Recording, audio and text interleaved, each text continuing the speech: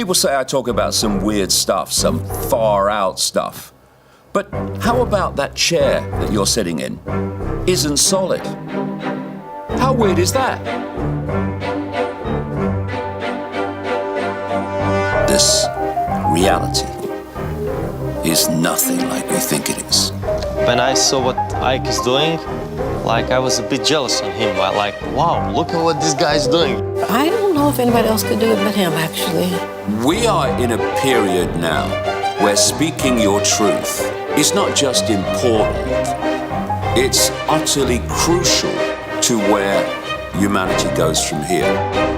The world needs renegades. Journalists who are vibrating right now are pushing for war with Iran.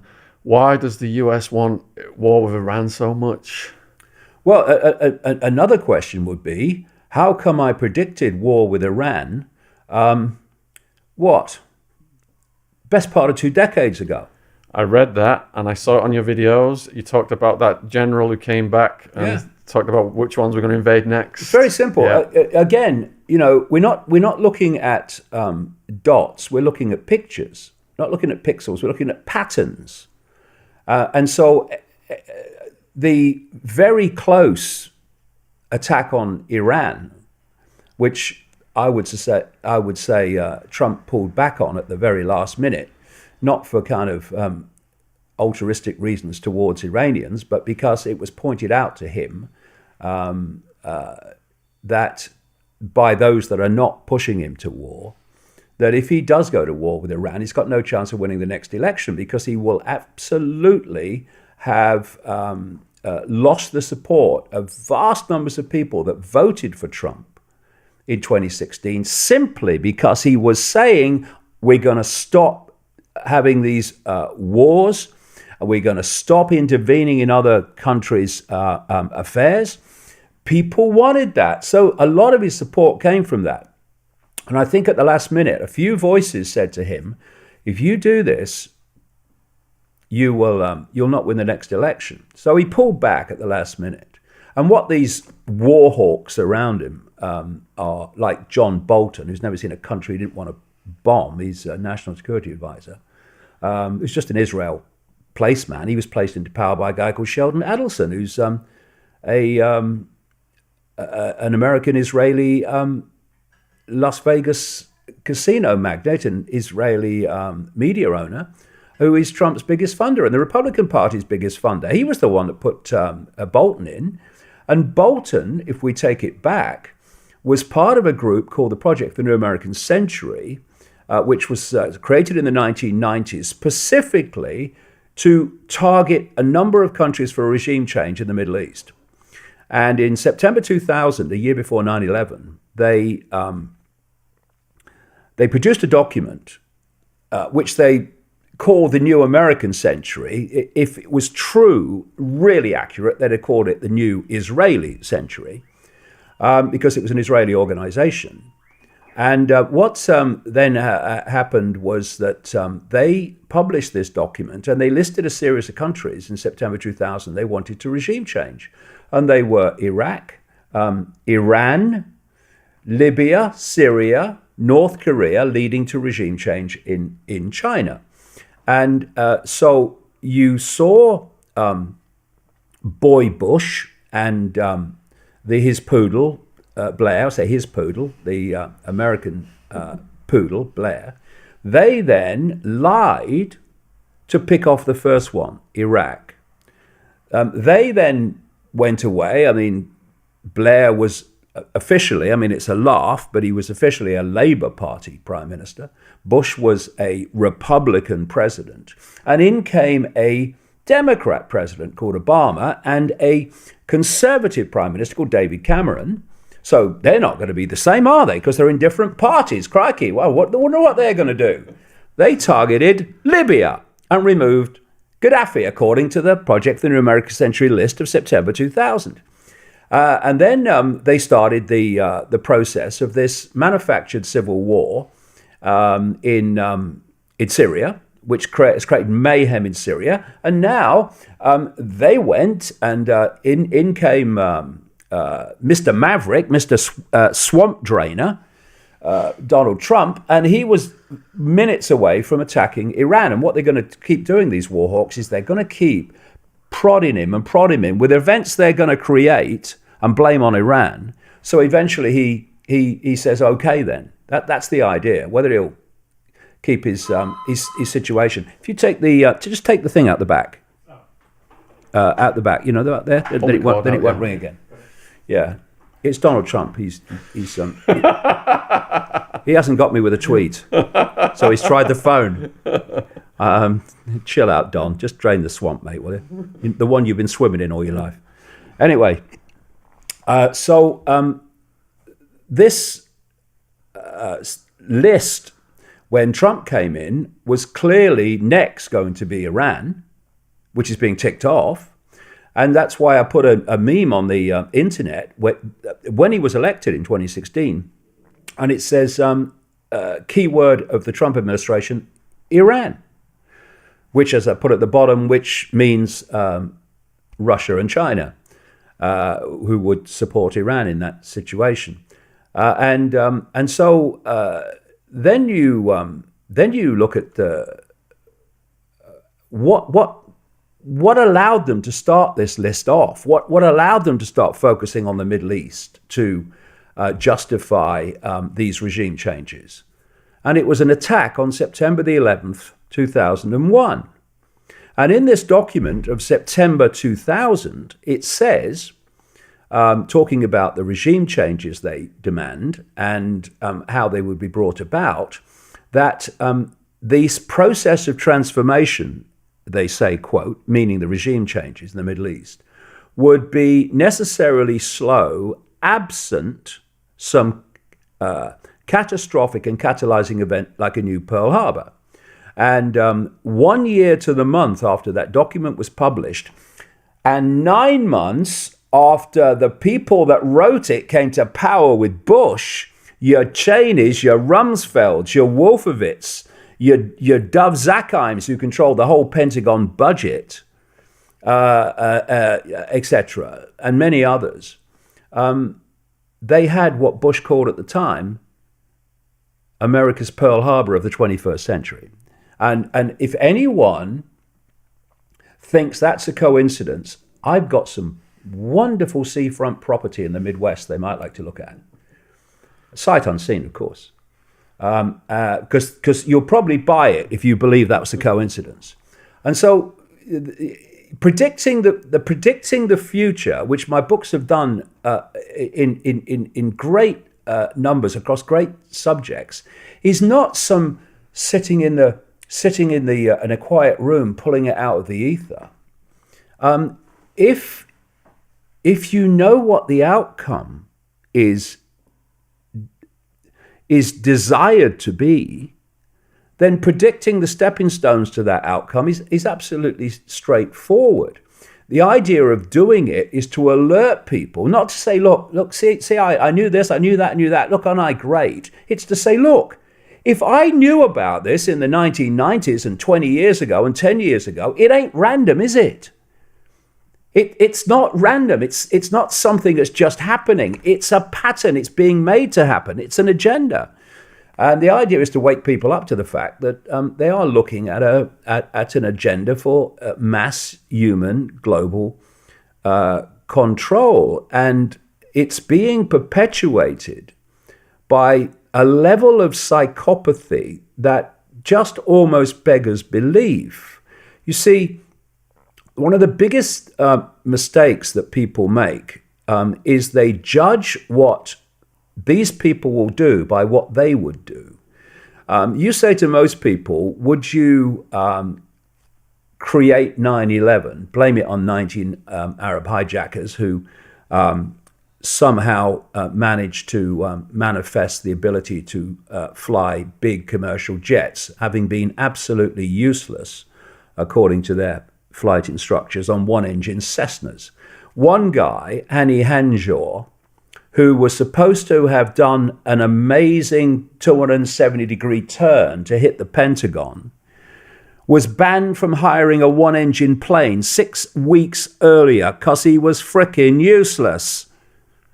Right? It's madness. But it's like the whole Nazi thing. If you keep repeating the same story over and over again, people will eventually believe it. But we're not dealing with the emotional and compassionate nature of so many people. We're dealing with psychopaths. So don't judge what they would do by what you would do. They would not only kill nearly 3,000 people on 9/11 to justify killing and maiming millions in the Middle East as a result. They would get off on it. These people are insane. And we need to take the world back from them before their insane outcome becomes human life. Having read David's books for 15 years now, I can confirm everything that he writes does come true eventually. And one of the things that horror struck me reading your earlier books was like the depleted uranium, the cluster bombs. You had photos in your books of the effects. And I read a statistic recently that since these wars in the Middle East have happened, 3 to 5 million people have died. Half of them, women and children, collateral damage. So you're talking about psychopathy. Yeah, well, you're talking about satanic psychopaths because, I write about so many subjects, but I keep emphasizing they all connect. People say to me, you see conspiracies everywhere. Well, conspiracies are everywhere. If you look at the dictionary definition of 2 or more people conspiring to bring about an end, usually illegal. But I'm not talking about conspiracies everywhere. I'm talking about one conspiracy with multiple faces, which is a different thing.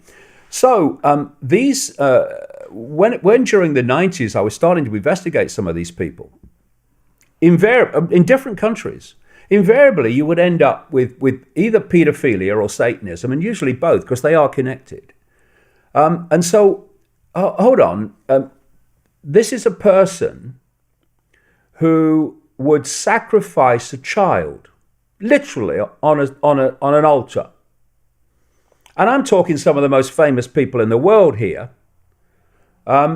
So those same people who have such deleted lack of empathy, deleted compassion, that they can watch a child in terror as the ritual builds up to the point where they kill the child. Someone like that wouldn't kill 3,000 people on 9/11 to justify killing millions in the Middle East. Someone like that wouldn't create a situation where vast numbers of people are dying from hunger in a world of plenty. A situation where more and more people are sleeping in the streets, where typhus has broken out among the homeless streets of Los Angeles. Of course they would. Not only that, they'd get off on it. They get off on child sacrifice. They get off on terrifying and abusing children in pedophilia. So we're not dealing with the mentality of the general population. We've got to get our heads around that, and then we'll start to understand how these things are possible, which would not be possible if the general population's state of compassion and empathy was involved. These people are insane.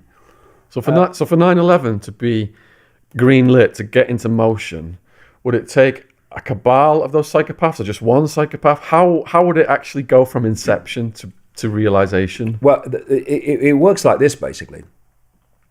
You think of a spider's web. This is a global spider's web now. You've got a spider in the center. That's where it's all coming from. That's way, way in the shadows. And at that level, you won't find people that you will know in the public arena. The strands of the web around the spider are the most exclusive secret societies. That's where the people in the know are really in the know of what it's all about and where it's going. And then you come out a bit further and you'll hit the secret societies that we do know about. You'll see the Freemasons, and I'm talking the inner core of them. Most of these people in secret societies, except the elite ones, are all compartmentalized away from what's really happening. But you got the Freemasons, the Knights of Malta, Opus Dei, and Knights Templar, and all these people, the inner circle of the Jesuit order. And then you hit the cusp of the web, as I call it. This is where you meet the conduit organizations, which take the agenda from the hidden, and they pass it through into the seen. These are the Bilderberg Group, the Council on Foreign Relations in America, the Trilateral Commission, the Club of Rome, that was literally set up in the 1960s specifically to use the environment and concerns about the environment as an excuse to transform human society into a centralized state. And then you come through them and you're into mainstream society. And at that point, the public see governments, government agencies, banking systems, corporations, media organizations, etc., making decisions that appear to be random and in and of themselves coming from those organizations. But the society transforming ones have come from the spider and been played out into the public arena, which is why when I've been around the world, again and again, I've seen the same things being introduced in different countries around the same time, justified by the same excuses. So if you had this web, then you look at a secret society. A secret society, take the Freemasons. The vast majority of Freemasons are on the bottom 3 levels of degree, the blue degrees. They never get any higher. They haven't got a clue what's going on up there. And, you know, I've talked to Freemasons. I talked to a Freemason, and I read a book by another Freemason in America who had gone through up to the top. And as he was going up, he was getting everything. His lodge, the head of his lodge, said to him, "You should apply for this job." And he said, "Well, I don't think I'd be good enough for the job. I don't think I would get it." He said, "Just apply for the job."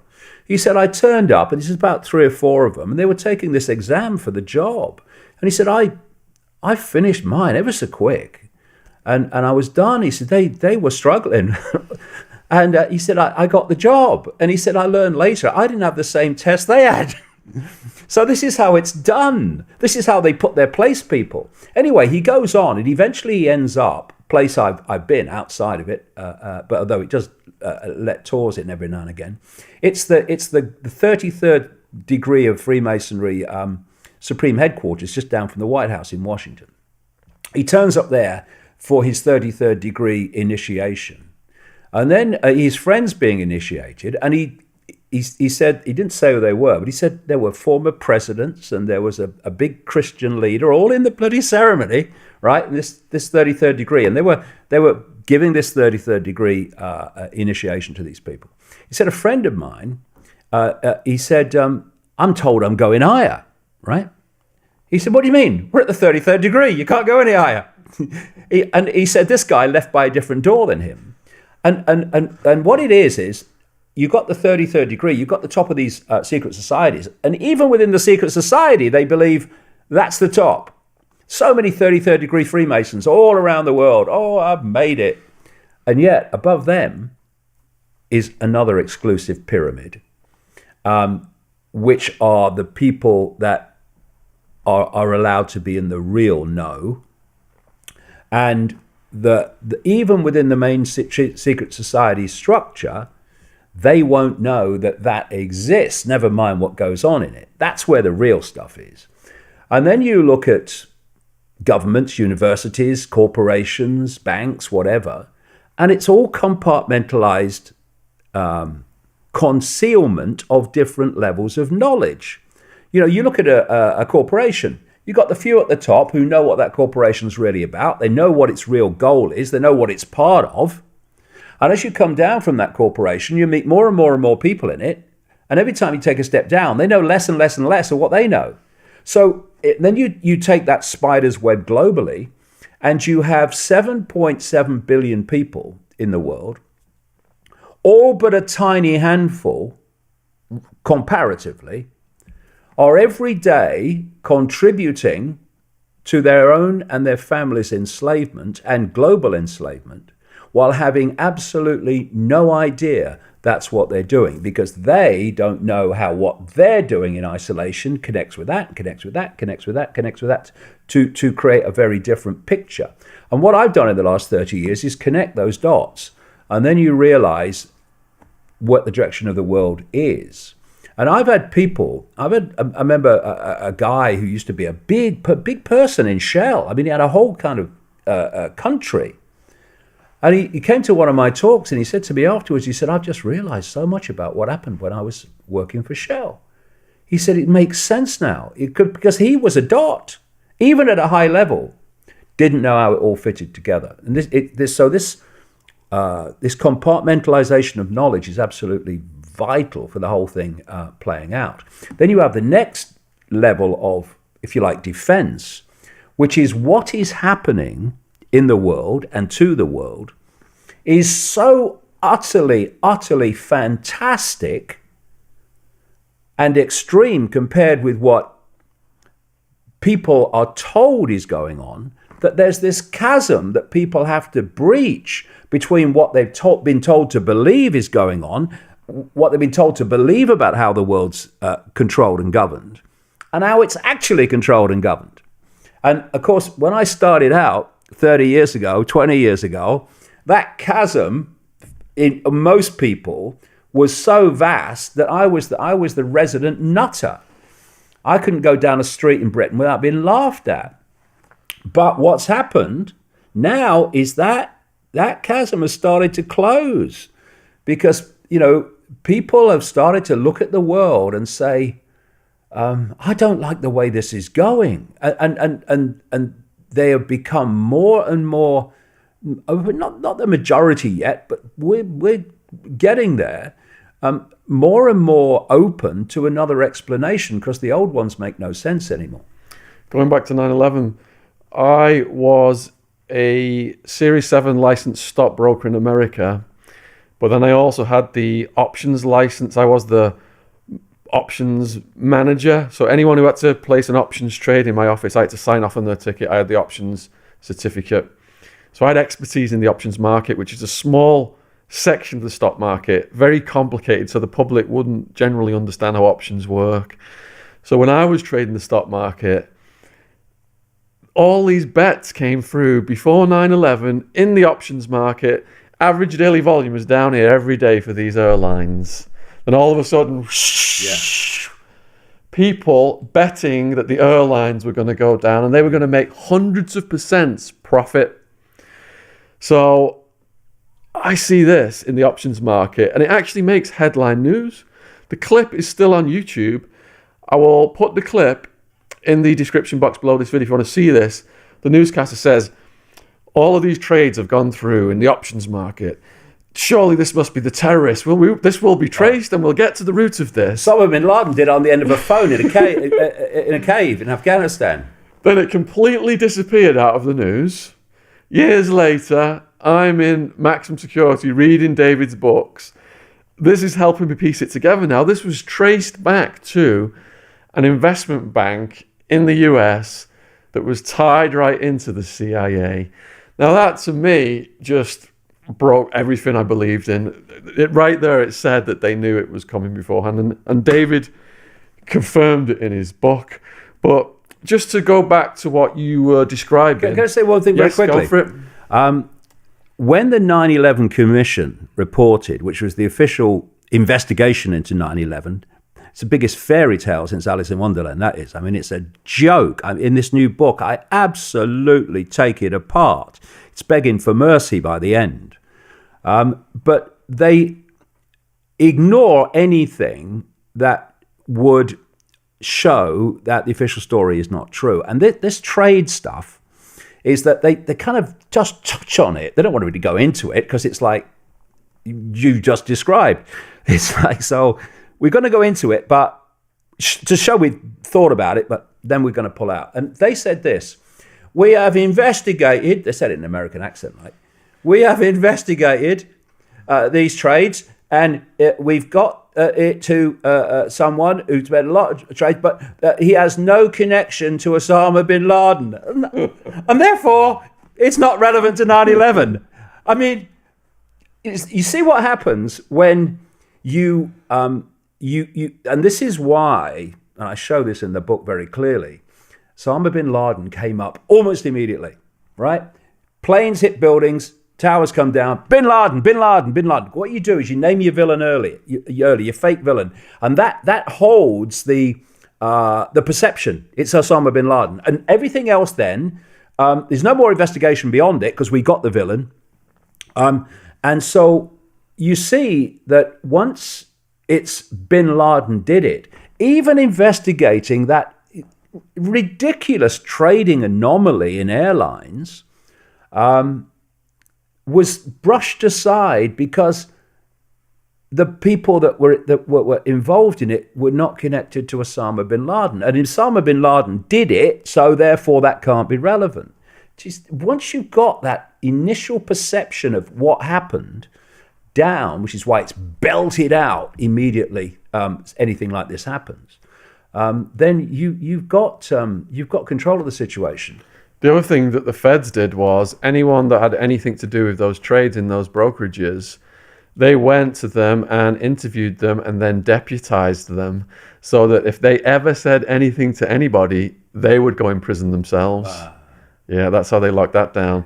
Now, going smack bang to the middle of the spider for a second. Right. Earlier, you said that the people at the center of the spider are people that the public will never, ever know about. So the people ultimately responsible for 9/11, are you saying that we will never know who those people are? Deep in the rabbit hole. I don't want to go into it now because it's all in the book, but it's very, very clear that very key people that were involved in it, both in orchestrating it and then covering it up and, quote, investigating it, can be named. They can be named, and I have named them. And then you go deeper in the rabbit hole into these areas of deep in the shadows. But there are many people in the public arena who you can name. Because it's blatantly bloody obvious that they were involved. You'll see when you read the book why it's blatantly obvious. There's a connection between them all. Yeah, it's possible. And it's vital. I mean, you know, not only did 3,000 people die initially on 9/11, look at all the loved ones whose lives have been destroyed. Look at all the people who died as a result of the sequence of events that started with 9/11. They deserve justice. And if people want to hurl abuse at me and demonize me for exposing it, well, they'll just have to do it. I couldn't give a damn. Have you watched From Dust Till Dust on YouTube about the dust, the 9/11 dust? Yeah, I mean, what's happening to those people? I mean, you saw the story the other day where actually Jon Stewart, who's a media personality in America, he made a speech to I think it was a congressional committee, Capitol Hill committee anyway, on behalf of the firefighters and the first responders who have been dying and suffering horrendous diseases as a result of what they breathed in from the dust. And now they've said the money's running out. You know, the money is running out. You spent $1 trillion frickin' dollars in Afghanistan. What do you mean the money is running out? Because when you're a psychopath, everyone in your sphere is a pawn to your psychopathy. So you use people, and then when they've done their job for you, not knowing they're doing it for you often, then you just hang them out to dry because they're not useful to you anymore. You know, their usefulness is past. It's like Henry Kissinger talked about people being useless eaters. Anyone more of a useless eater than Henry Kissinger? Perhaps you'll put answers in a postcard, because I can't think of one. I think Bush flew in with his environmental expert and they said, the air quality is fine, everybody needs to go back to work. And then all those people I think more died from the dust than they died from the incident. Yeah, absolutely they did. And, people like 9/11 hero, Mayor Rudolph Giuliani, was absolutely, massively part of that. Everything's fine. Go back to work. By the way, I ain't going there. This is the Giuliani who, with others, allowed the steel to be rushed away at ridiculous speed, to the point where, and this was actually in the New York Times, it ended up in scrap yards in New Jersey, and it was being prepared to be shipped to Asia for smelting to become someone's fridge. And this was actually described by the New York Times, a writer in the New York Times, who I think was absolutely shocked. There were building experts and engineers who were waiting for the digger to come down to grab some to move it over, and then they were running into the steel and trying to see and grasp anything that might give them an idea of how the buildings came down, which was not through fire and aircraft fuel for a start. Quite bloody idiocy, that is. And then they had to run because the digger was coming down again. This was described in the New York Times. If you can think of a scene that has more contempt for those who suffered on 9/11, but then again, we come back to it. They're psychopaths. And what is the trait? There's a thing called the hair test, which is named after the guy who came up with it. And it's a series of character traits. And if you have enough, you're a psychopath. Right at the top, lack of empathy. And because empathy is the fail-safe mechanism of human behavior. If you have empathy, then there are limits to what you will do, because you're having empathy for those suffering the consequences of what you do. You delete empathy. There are no emotional consequences, no matter how extreme you are. That's what we're dealing with. And they were the people behind 9/11. But I don't leave it in the trigger as psychopaths. I name who the psychopaths were. All of David's books are going to be in a link in the description box below this video. I watched a video of the firemen at the scene talking about shockwaves in the basement of the building. Does that indicate that it was a controlled demolition? Well, the 9/11 Commission, brackets, bunch of liars, they don't even mention the third building that fell that day. Most people don't even realize 3 buildings fell. They think 2 buildings fell. 3 buildings fell. The other one was called Building 7, also known as the Salomon Building. And if you go on the internet and you put in Building 7 controlled demolition, put it on YouTube, go onto YouTube and put that in, and you'll see the most obvious controlled demolition you will ever see. This is why there's an organization called Architects and Engineers for 9/11 Truth, which are experts in their profession, building architects, engineers, who came together because the official story of what made the buildings fall is so ludicrous, and of course demands the suspension of the laws of physics, that they came together to say, hey, this is not true, that we're being lied to. And they say very openly it was controlled demolition. And the Building 7 was the most obvious one. You know, you see these every now and again, you'll see a stadium come down or a big building come down on the news, you know. And what they do, they put explosives very carefully in different key parts of the building. So when the explosives are set off, the building falls not only on its own footprint, so it's not going over and smacking other things, but it's coming down where, as it falls, the building underneath it is being exploded, so there's no resistance to what's coming down, right? That's how they do a controlled demolition. Well, the Twin Towers, 110 stories, came down in free fall time.